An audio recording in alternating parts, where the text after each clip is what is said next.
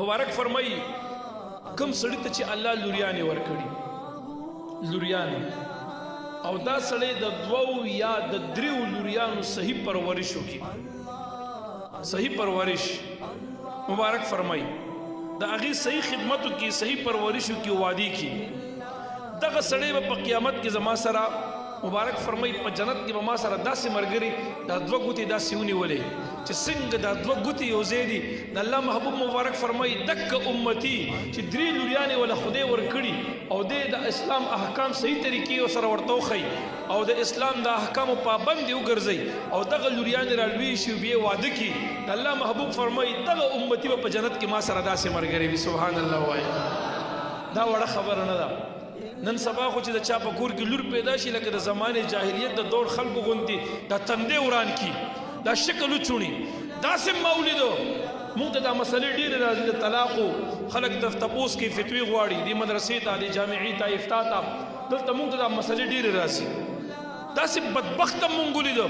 چې د چا دویمه یا درېیمه لور شوې ده په هغه لور کېدو باندې ښځې ته طلاق ورکړو هم په اوله ورځې طلاق ورکړو وایي تا زوی ولې پیدا نه کړو تا ماته لور ولې پیدا کړه ملکه په دې زوی پیدا کولو لور پیدا کولو کې دې کې د انسان دخل شته جواب را نه دی دا هماغه د جهالت رسم دی خلکو تازه تا ولې په درېیمه لور ما ته ولې روړو څلورم لور دې وا ته ولې روړه او تا د څلورم زوی دې راته ولې پیدا نه کړو پنځم نمبر دې بیا لور شو بیا دې زوی پیدا نه کړو ښځه را باندې کې وهي ټکوي یې وجني یې او طلاق وله ورکوي دې بدبخته د زمانې ته وګوره او دا مسلې یو نه دوه نه ډېرې پېښې شوې مونږ ته دلته رامغې دا مسلې صرف د ښځې قصور دا دی چې تا ماشومه ولې پیدا کا په دې باندې د ښځې سره بایکاټ کوي او په څلوېښتۍ کې خپله بیبي ته طلاق ورکوي داسې بدبختان هم شته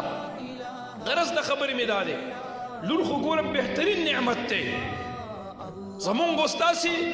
که سوچ وکړو که د چا په کور کې لور پیدا شوه او د دې لور صحیح خدمت او تربیت وکړو مبارک فرمایي دویمې ځای مو کو درېیمې ځای مو کو نو دا سړی به په جنت کې زما سره داسې ملګری وي دقسې به یو ځای وي ګوره دا یو که د لور په حساب ته خدای تعالی تا ته یو فیمیل درکړه لور درته خدای درکړه په دې مه خفه کېږه دغه لور ته صحیح تربیت وکړه تا دا لور د نبي علیه السلام ګاونډیت ته رسوي خو که تا د دې لور حق وپېژندلو که تا ته خدای پاک دا ښځه درکړې ده د مور په شکل کې د لور په شکل کې درکړه نو تا جنت ته رسوي د محبوب ګاونډیت ته دې رسوي او که تا له خدای پاک ښځه درکړې ده مور په شکل کې ده مور دې ده دا هم زنانه ده که نه دا هم د چا لور وه د دې مور د خپو لاندې تا دپاره جنت دی که نه دی پروت جواب را نه دی ګوره دا زنانه چې د مور په شکل کې شي نو تا دپاره د دې د خپو لاندې الله جنت مقرر کړ که دا زنانه ستا د خور په شکل کې شي نو تا دپاره دا عزت دی آبرو ده دا ستا دپاره دین دی ایمان دی آخرت دی خو که تا د خپل خور قدر او عزت وپېژندله نن موږ په معاشره کې د خور سره هم ظلم کوو د خور حق هغې ته هر یو ورور غل ګرځېدلی دی د حکومت په کاغذونو کې وي زما خور نشته زما خور مړه ده خور له چا حق ورکړی بس وي دا چې وادم کې دومره ډېره وکنه نور ستا وي دلته څه حق مک نه کېږي نو ګوره د خور سره دغسې ظلم په لور باندې داسې خفګان او چې وادو کې مور پلار بیا گزار کا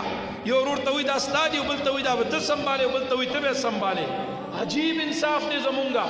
که دا زنانه د مور په شکل کې ده د دې د خپو لاندې جنت دی او که د لور په شکل کې ده نو تا دپاره چې کوم دی حدیث مبارک کې نبي علیه السلام فرمایي چې کوم انسان د دریو لوریانو صحیح تربیت وکړي وعدې کړي دی به په جنت کې ما سره داسې ملګری او که دا زنانه ستا د ښځې په شکل کې ده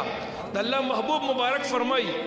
صالحه ښځه دینداره ښځه د تمام دنیا د متاع نه بهترین متاع هغه نیکه ښځه ده چې تا ته الله تعالی در نصیب ګرځولې ده دا صالحه بیبي د تمام دنیا د متاع نه بهترین متاع دا درته الله تعالی درکړی دی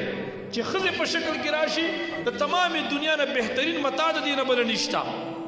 سوچ کوو دې زنانه ته د دې د رښتې قدر وپېژنه غرض مې دغه دی نبي علیه السلام مبارک فرمایي